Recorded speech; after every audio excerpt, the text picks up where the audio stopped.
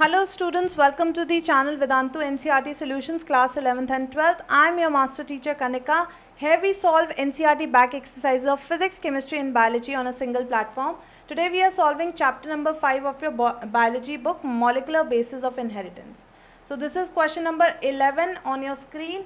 Explain in one or two lines function of the following. Promoter, tRNA and exons के function के बारे में पूछा गया है. बच्चों सबसे पहले we are talking about promoter. So you know कि प्रमोटर की बात हम करते हैं ना ट्रांसक्रिप्शन यूनिट.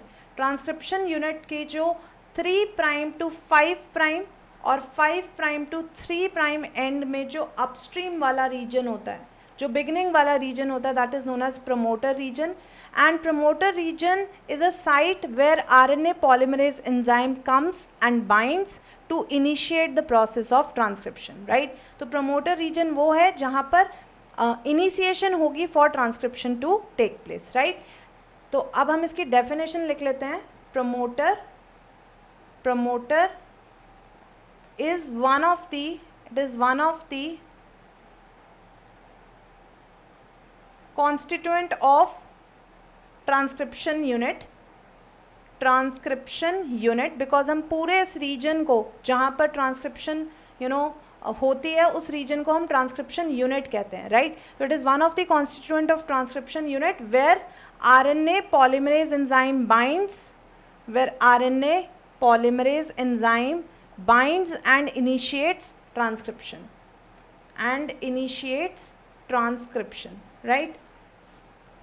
सेकेंड हमसे जो पूछा गया है that is about tRNA molecule. Let's come back to the question. So they are asking about tRNA molecule.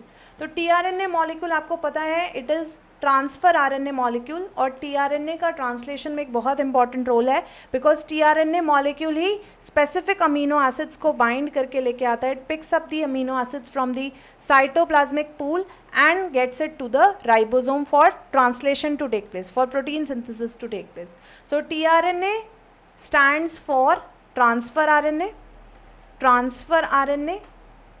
responsible for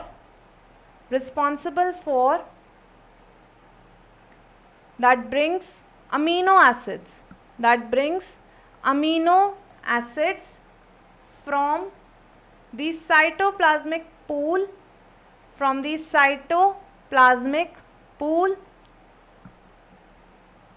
to the ribosome for translation to take place, right? Clear to you? For translation to take place. तीसरा हमसे जो पूछा गया that is about exons, right?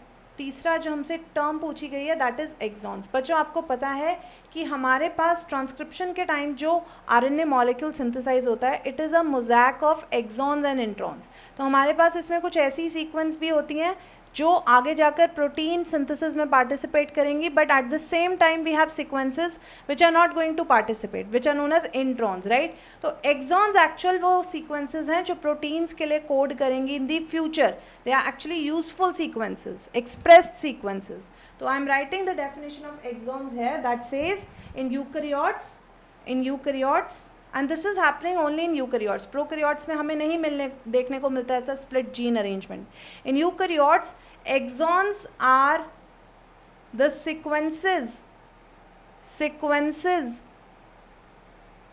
that code for the proteins, actually, and introns. So I am removing this thing, and introns are removed from the DNA, from the RNA, removed from the hnRNA. hnRNA is nascent RNA जो freshly transcribed RNA.